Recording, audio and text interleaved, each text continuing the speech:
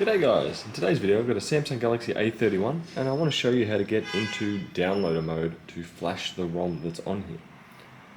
This one here, slightly different to what most Samsungs are, but let's get into it. So first of all, you want to switch it off.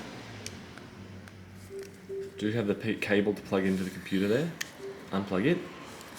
Now we should be able to hold volume down, volume up. Plug the cable in.